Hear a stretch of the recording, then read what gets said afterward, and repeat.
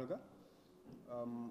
We will thank the press for honoring our invitation today to this press conference. We have here mayors, we have chairpersons of local government councils, and we have councillors, and we have chief.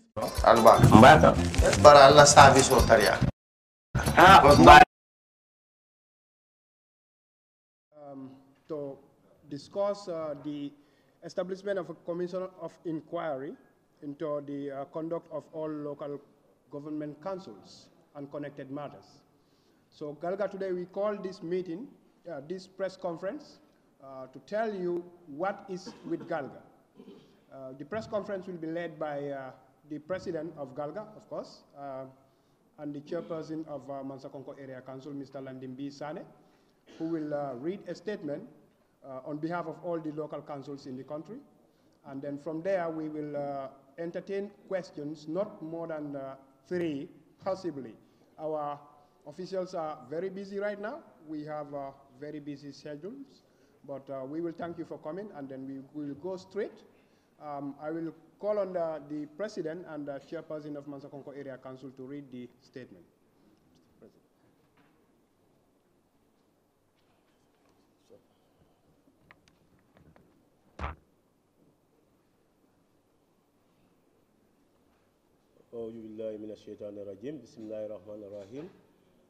Thank you very much, Mr. Moderator, Jallo.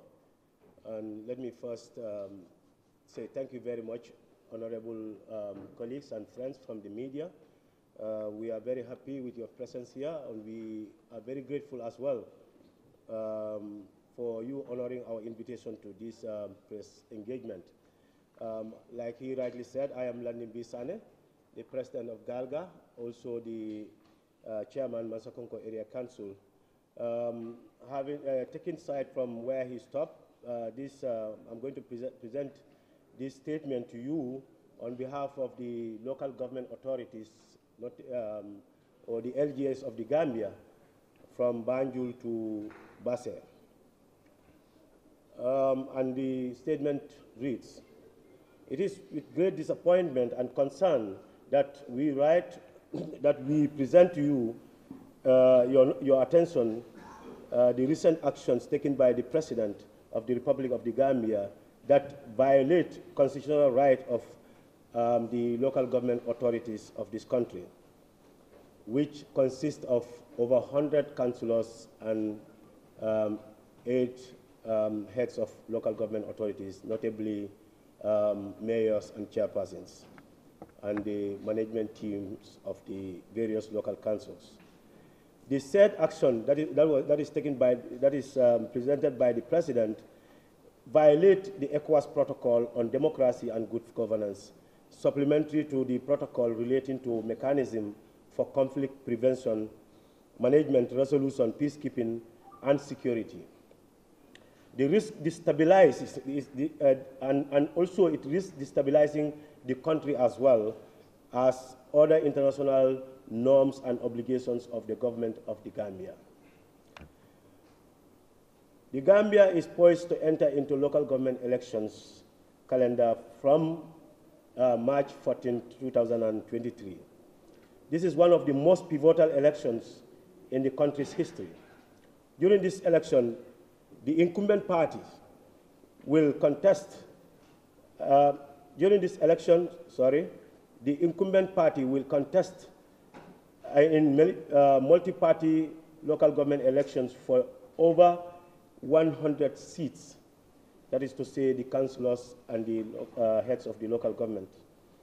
The majority of seats are held by the opposition parties in this case, which will make the process highly contentious and tense and very important for the future of the democracy of our country. It is therefore incumbent upon all parties and institutions to exercise restraint and to put the interests of the nation first in order to maintain stability, a level playing field, and avoid any actions that would inflame people or undermine the democratic gains of our country. Unfortunately, the President, in purported exercise of his constitutional powers, established a commission of inquiry to the conduct of all local government councils and connected matters. Enclosed is a copy. Of course, you will be opportune to have a copy of this, what I'm reading. There is no stated reason, and unfortunately, there is no stated reason for why this commission is established and run during the election calendar of the local government elections. There is also no reason why it was not established for the past 5 years that we have been in office. Or there is no reason forwarded as to why, whether it cannot be established even after elections. As elected officials, we welcome public scrutiny and believe in transparency and accountability, and believe that transparency and accountability are necessary, not only to allow the public to participate and be aware of local government administration, but also to provide us with guidance and assistance to increase efficiency of our various councils and our roles and responsibilities as well. Local governments all over, local governments are the most scrutinized institutions in the Gambia, so to speak. Currently, the councils are subject to 5 different scrutinies, if you like. Number 1, annual audit exercised by the National Audit Office. Number 2, annual report to the Finance and Public Accounts Committee of the National Assembly. Number 3, quarterly inspections by our line Ministry of Regional Governments and Lands. Number 4, an annual audit by the Gambia Public Procurement Authority, GPPA. And finally, number 5, periodic visit by the National Assembly Select Committee on Local Government and Lands. In addition to the aforementioned, management establishment, in addition to the aforementioned, management and essential staff of LGAs are hired directly by the Local Government Service Commission, which is centralized, which are appointed by the central government. As such, the administrative nature of local councils is such that the government has the ability at any point in time to scrutinize, inspect, and be aware of the activities at any time of the councils. This is particularly worrisome. There is no council in the Gambia that has not been subjected to or can avoid any of the above that I have mentioned. There is therefore no logical reason for the President to establish a commission of inquiry and to look into the conduct of councils when all information that could be required is available and readily and already in the hands of the government and the public. This is particularly worrisome, and the central government is amok with corruption scandals and allegations which are clearly documented and published, yet they are totally ignored. Clearly, the establishment of the commission to run concurrently to the local government election calendar is politically motivated and intended to, 1, undermine the elections, the local government elections, and also restrain the free movement of candidates during the campaign, and as well provide a propaganda platform for the state, which is the ruling government per se party. It also will compel candidates to attend hearings and distract them from their rights to participate in election activities. It will also cast doubts in the minds of voters about the conduct of their candidates and it will also disrupt and interfere with free conduct of the elections. We are extremely concerned with the local government authorities of this country, are extremely concerned that the president has taken this measure in abuse of his presidential powers in order to tilt the playing field to his own advantage. Violation of the Constitution, as far as the Commission is concerned. Under Section 26 of the Constitution, every citizen of the Gambia of full age and capacity shall have the right, without unreasonable restriction, to take part in the conduct of public affairs directly or through freely chosen representatives, as well to vote and stand for elections at genuine periodic elections for public office, which elections shall be by universal and equal suffrage and be held by secret ballot. And as well to access on general terms of equality to the public service in the Gambia. This ends the quote for the Constitution quotation. Violation of the Election Act.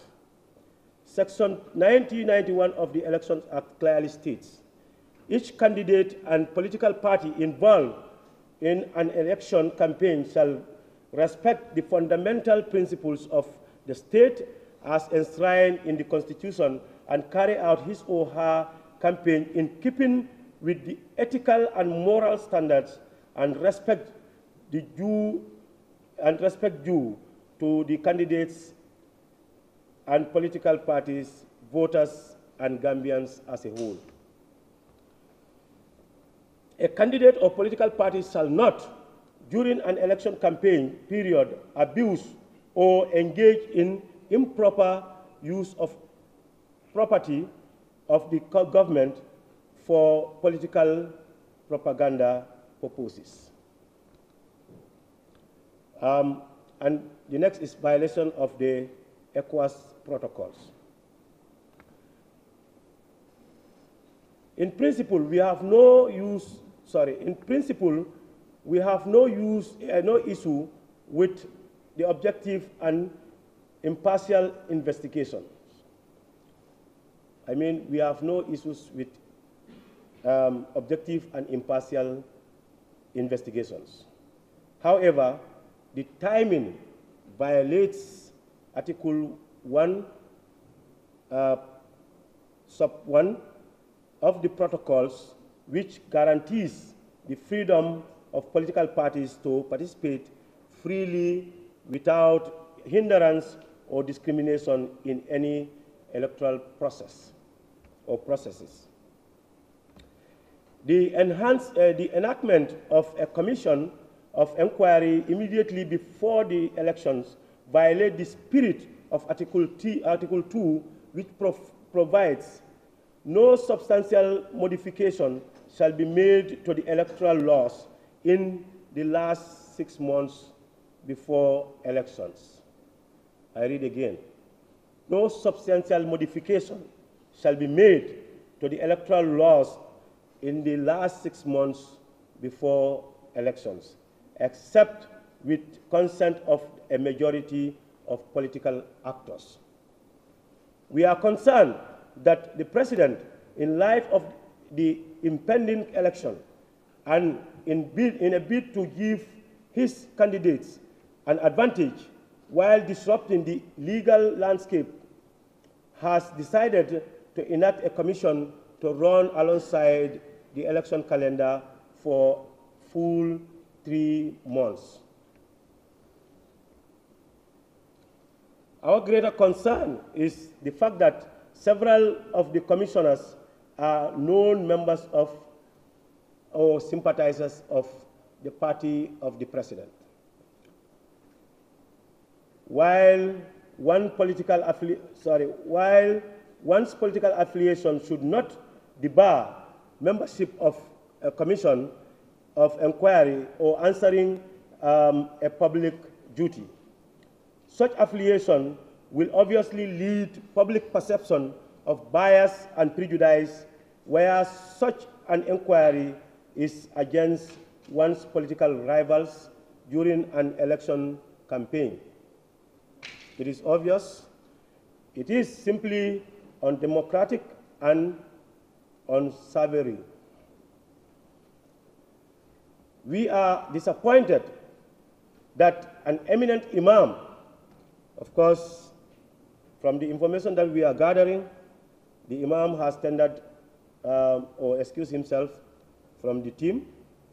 But here we present, as far as the composition include the imam, we say we are very much disappointed that a prominent imam or a known human rights defender has failed to consider all the above that I have mentioned. For all the reasons above, we hereby lodge this complaint to notably the Independent Electoral Commission. Of course, that is the elections governing body of this country, pursuant to Section 89(2), and ask that steps be taken to ensure that the commission is postponed entirely, or is postponed, in our opinion, to 21st of May 2023, showing that we can meet there and we can still go to the commission. This is our proposal, that we are not objecting to any commissions, but the timing is the question, and we are even now proposing that the commission takes effect on the 21st of May 2023, when the local government elections will be over and its mandate does not violate the rights and the laws set out above. We also bring this matter to the attention of all recipients. I mean, we've circulated a correspondence to all major stakeholders, and we are bringing it to their attention that their urgent intervention in this matter is critical. We urge all of you to prevail upon the state, particularly the president, to respect international obligations and withdraw this commission in the interest of peace, stability, adherence to the principles of good governance, democracy, and political freedom in our country. I thank you very much for your attention.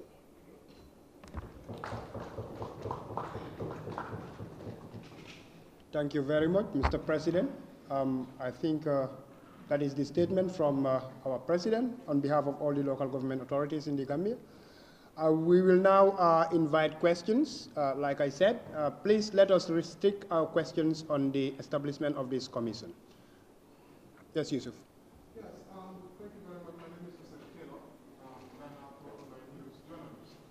I have a question to clarify, because you highlighted your disappointment with Imam Babali. But we understand that he has recused himself. Isn't that in your favor?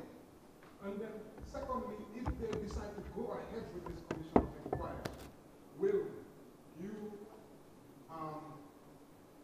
submit yourself to the commission? If they insist to continue, will you participate? Will you submit yourself to the commission? And just to clarify, on Imam Babali, I thought you would have been welcoming his recuse from the commission. Thank you very much.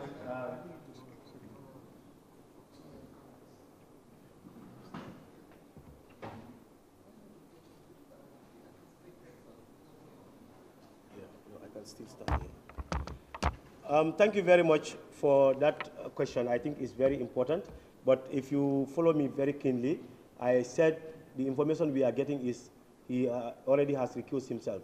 For convenience, I want to say thank you to Babali for recusing himself at a time when it is very critical. Thank you.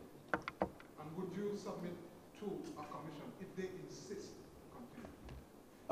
I must tell you, as we speak, we do not receive any official correspondence linking us to this commission for now. So we will answer that question when we receive our formal communication. Good afternoon. My name is Fatou. I work for the Party Network.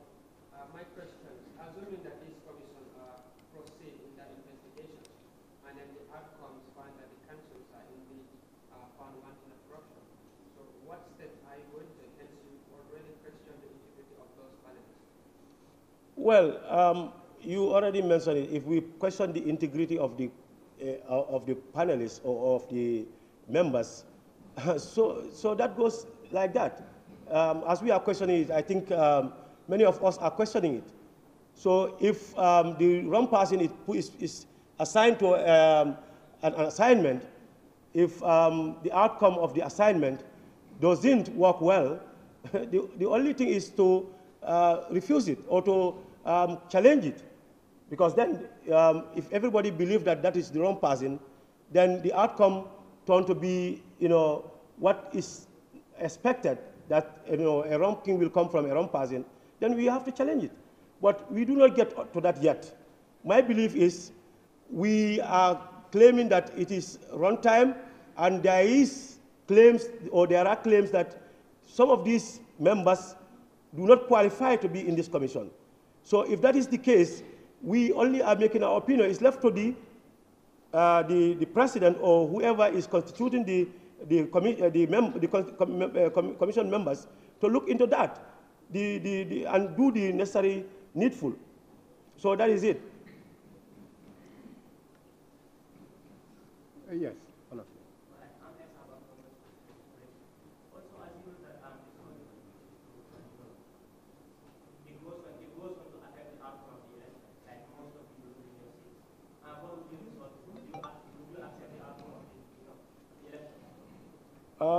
Maybe you missed me a bit. I never said the outcome of the commission can make us lose our... If? Yes, you said? Then can you repeat, please? I mean, it goes on to affect the outcome of the election. Yes. And some of you are upset about. And what would you respond to? I mean, that's why this is a process. That's why, in fact, even if we do not lose our positions, we are not here to make all these claims because we fear we might lose our position. But what is wrong is wrong. And this is not about me or him or her or so, but this is about what is wrong. You could do a good thing at a good time, but if you do a good thing at the wrong time, that is what we are claiming of. And if it, like you asked, if it affects the outcome of our election against our favor, it will still be the same, even if it is in our favor. Even if we win, we will still stand to say it's wrong. That's the point.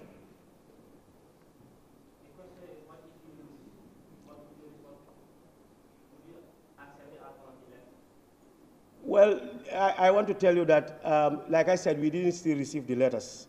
And all that will come. But let me say, for example, if it should happen, this is a country of laws. And for us, we believe the laws are enough for us to challenge whatever should be challenged for a democratic Gambia. Yes.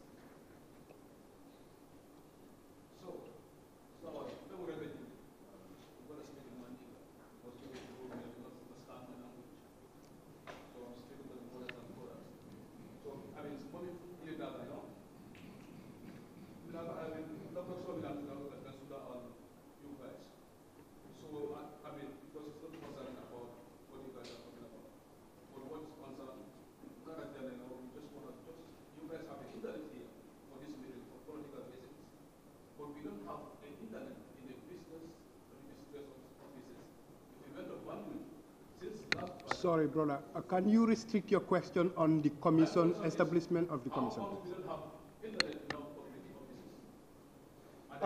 Sorry. I'm sorry, I'm not sure that is warning in your mind. Let's restrict on here, please. We can keep that for another time. Thank you. Any other? Yes. Yes, you can come. It's all right. You can go ahead.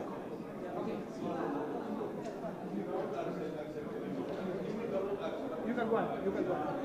Okay, thank you once again. My question is now. Who are you? Can we? No, you can go on. Thank you very much. My question is, now that it's only we can proudly say that it's not going for election, and things are happening now, I think all institutions' eyebrows are on the rise. So how are you going to convince the electorate that you people indeed you deserve a second chance? Because it is a moment that it's really difficult when people are accused of corruption. It causes fear and loss of trust. How are you going to ensure that you maintain the trust and then we electorate as so that you can get contact? Thank you. That is a very important question. I already have read in my statement that the local government authorities are the most scrutinized institutions in this country. But I failed to give you another one. That is to say, we have periodic engagement with our constituents. You will believe me that we do have town hall meetings. I think the media is privy to some of those engagements. We are using radios here and there. All those are, processes that that normally provide information to our people. But I told you, as we speak, all the area councils, local government authorities are at the National Assembly, at the FPAC. All of us, I think, in fact, the president's, this proclamation or this constitution of a commission has, in a way, tried to hijack that process that is happening at the National Assembly. And you know for certain that the National Assembly is equally a power like the executive, as far as the composition of the government is concerned. So if the National Assembly is prevailing on the council, as we speak, yesterday, was it 2 days ago, KMC was at FPAC. Banjul was there two weeks ago. Masakongo was there 2 weeks ago. Almost all of us were there 2 weeks ago or 1 week ago, or 2 days ago. Kerr is going there on the 27th. And we are all appointed to even go back to look at the queries. And those queries are normal in audit processes. Because audit, when there are queries, doesn't necessarily even mean there are, fraud. There are limitations, sometimes there are constraints, but you need to work on them to regularize them.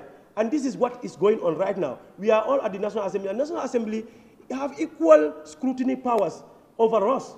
So if that is going on, and that in fact, that will show to the Gambian people whether we are found wanting of corruption or not, even National Assembly alone.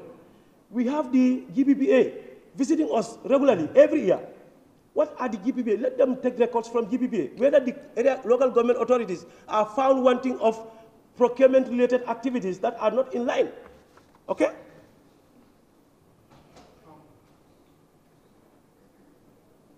And apart from that, we all know, or we believe, and there are processes in scrutiny. Even at the level of the FPAC, when there are suspected fraud, the police is informed.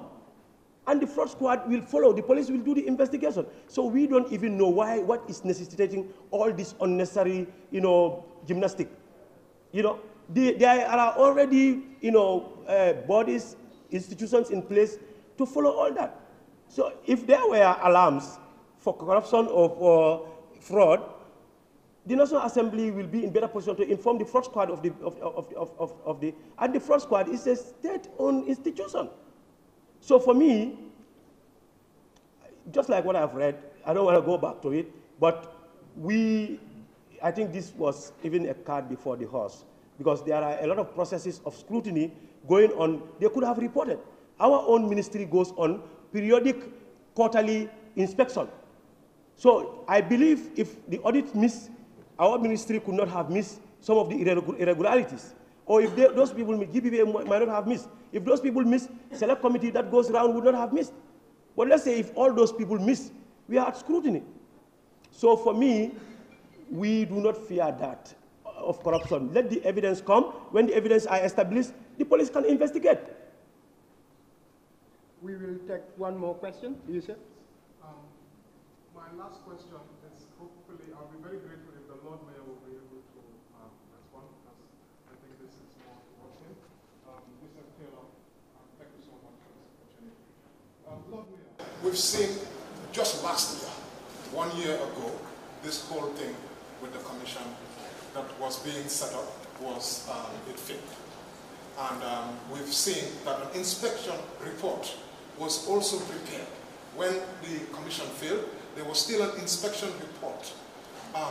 Whether you can comment on the government's willingness to act on the recommendations of the inspection report.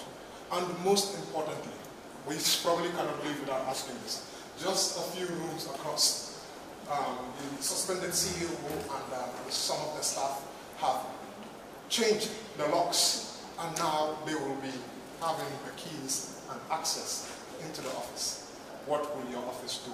Will you be working on it? Working with them? So 2 questions there.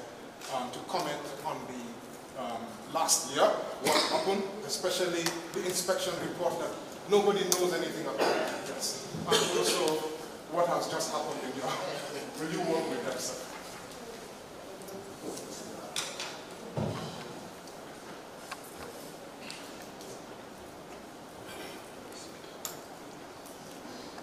All right, thank you. Thank you, members of press, GALGA executives, of course, our able president of GALGA, for coming, and Mr. Kerr, my good friend, thank you. I think on the matters happening in the council, I think I'd like to reserve my comments for now, because we still haven't met as a body. The council is supposed to meet tomorrow, and members of the press are invited. It is an open forum. We are invited to the meeting if you want to know what the council as a body feels about that. Like I said, it's not a personal issue. I know a lot of people would like to see that. They would like to see Taliban Suda versus Barrow, or Taliban Suda versus somebody. But it's not personal. It is an institution, it is a council. So I would very much indulge you to wait till tomorrow for that.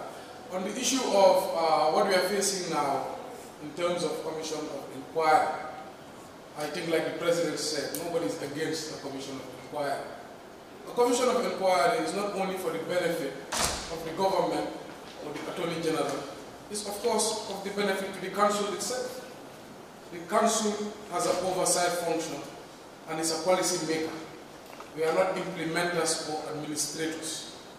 So even when a National Audit Office comes and they audit councils, it is not just for the Parliament. Many people make that mistake. It is also for the council. Because we would not know exactly what the administrators were doing or how they were accounting for taxpayers' money if we are not audited. As companies are audited and the audited accounts are sent to the chairperson of the board and the board of directors, it is similar. It is also for our own digestion and benefit.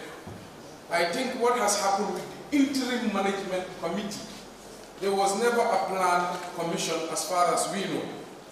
What is in the law, every 4 years, 3 months before an election, a council is dissolved and the president appoints an interim management committee. That is undemocratic as it comes. How can somebody be elected by universal adult suffrage? 3 months before the election, you ask them to vacate office, and an unelected body comes and takes over. It is not happening anywhere in the world, as far as we know. In the Gambia here, it is not happening at the legislative level, it is not happening at the presidential level. So why the local government election level? So what we were asking for is fairness and equity. And we got that through the justice system, which we are very happy about. So with that failure came the commission of inquiry. That's how we saw it. We saw that the government wanted this interim to happen for political reasons. They had a failure and they had to resort to a commission of inquiry. And what we are saying, we welcome the commission of inquiry, but why 3 months when we should be campaigning, we are disrupted? When we are campaigning, our activities are curtailed to go and answer to our commission. Why could not the commission start last year? Why could it not start after elections?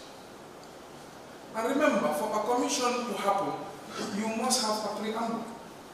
You must have just cause. And we have a police department. If there's evidence, like they are saying, we allege so, and or such person did such, and such, take the evidence to the police, let the police investigate, let them hand their evidence to AG's chambers, let AG's chambers prosecute. Why a commission? You have the evidence in your hand, the witnesses are around, call them to court, prosecute them, let them defend themselves. The commission is the wrong route, actually. The shortcut is take the evidence you already have to the police. So we think it's just a farce. It is a TV show.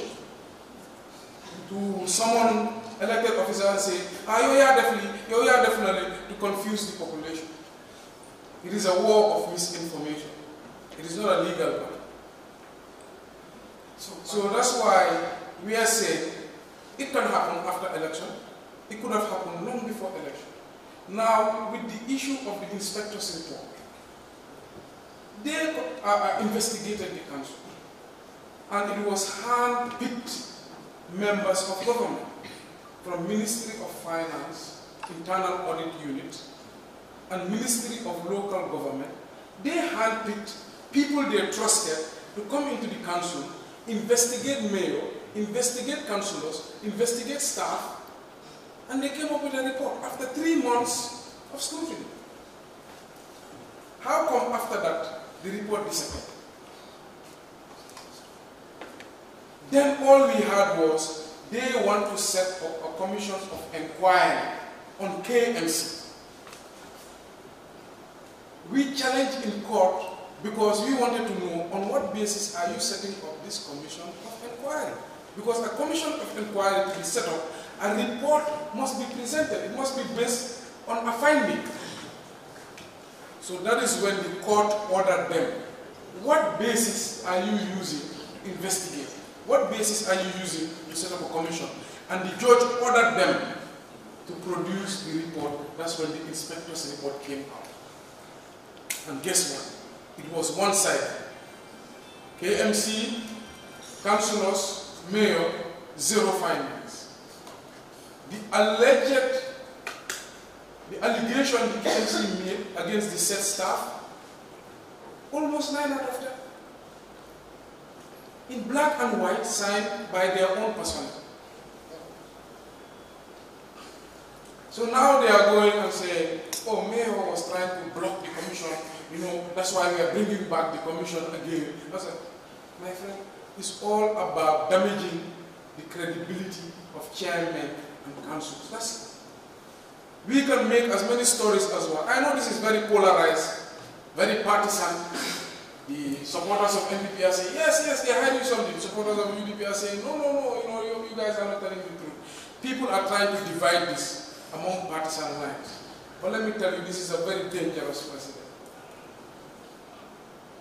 Every allegation in this country must be investigated through the right channels, through the AG's chambers, through the police, must be prosecuted accordingly as they come. As the audit office is reporting suspicion of corruption, these issues should be investigated on a daily basis. Why do you ignore all the issues that have happened in this country and bundle up just the small councils whose combined revenue is not even more than 600 million, 500 million, our combined revenue, and you say you want to commission councils? We are not afraid of a commission. We are not saying a commission should not happen. We are saying it is at a critical time for us when we are going in public to ask for people's votes. We feel that we are going to be distracted. We feel that we are going to be restricted in terms of being called when we should be going on rallies and so. So we are saying it is interfering with the elections act of the country. Do it after the election. Could have done it before the election, but why not? So like the president said, I am not in a position to speak on behalf of the association. If and when we are notified, a decision will be made by the association about the next steps we will take according to law. So I hope you guys understand. We are, like I said, we are Quickly, just one. Thank you very much. What will Gambia say to the assertion that the government does not have potential winning candidates for this coming election? What will you say to that?